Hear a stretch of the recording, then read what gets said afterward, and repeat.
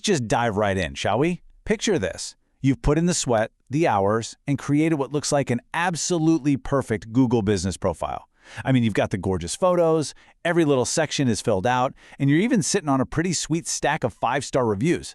On paper, flawless. But even with all that hustle, you're somehow still missing out on a massive chunk of local traffic. So what gives?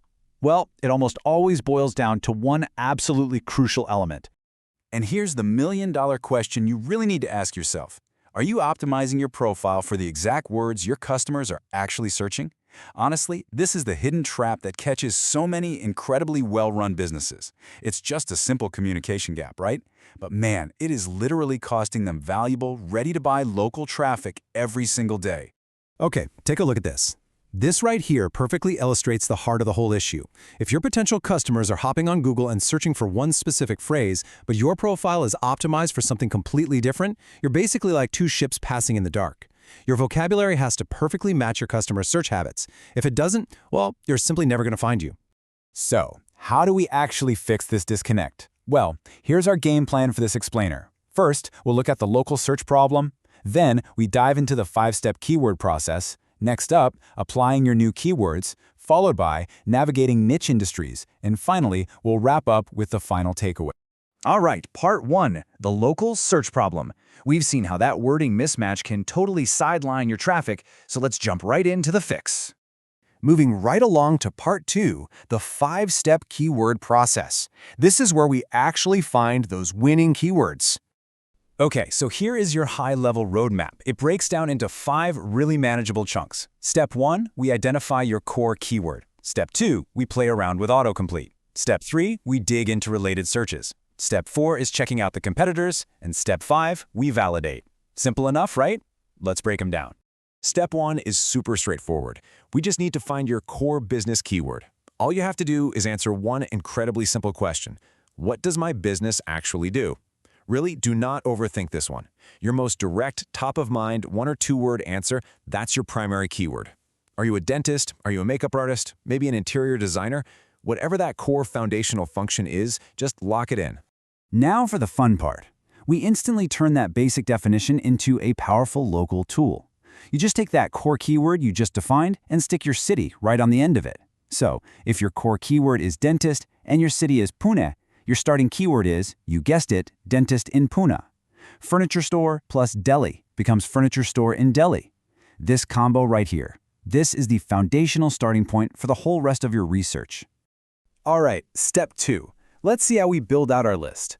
You're going to take that starting keyword, open up Google, and literally just start typing it into the search bar. So you type something like makeup artist in Pune. But, and this is a big but, do not hit enter just yet. Hold your horses.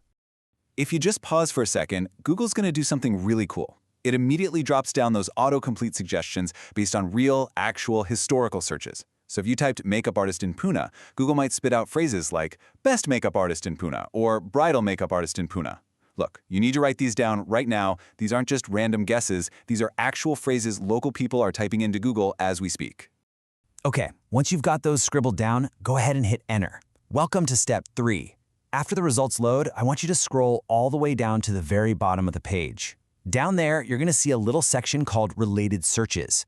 Guys, this area is an absolute goldmine. It hands you these brilliant long-tail keyword ideas on a silver platter, and it often reveals specific customer intents that you might have completely missed otherwise. Moving on to step 4. This is where we get to do a little detective work. You need to scope out your competitors. Specifically, look at the businesses that are already crushing it on page 1 of Google for your terms. When you look at their profiles, really pay attention. Look at their business names, the specific categories they use, and exactly how they describe their services. Honestly, you should even read through their customer reviews. Now, a super quick warning here. We are observing, we are not plagiarizing. Your competitors are basically handing you the exact language your customers use. So absorb the vocabulary, just don't copy their homework. And finally, we've made it to step 5, validate.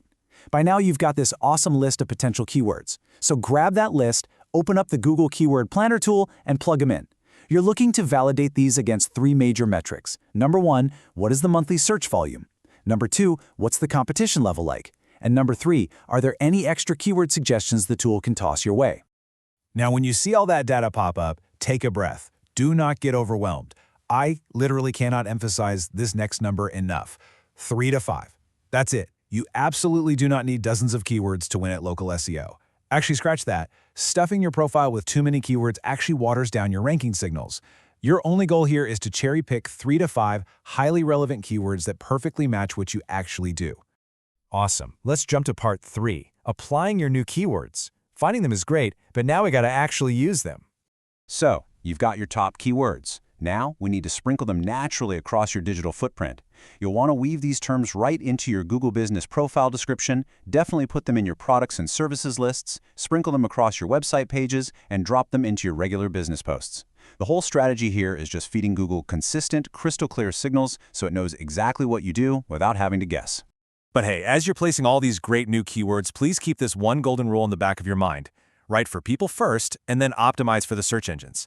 Please avoid just blindly repeating the same keyword over and over just to tick an SEO box. Keyword stuffing just creates a clunky, weird experience for the actual humans trying to read about your business. Communicate clearly to the human first. The SEO boost should really just feel like a happy byproduct.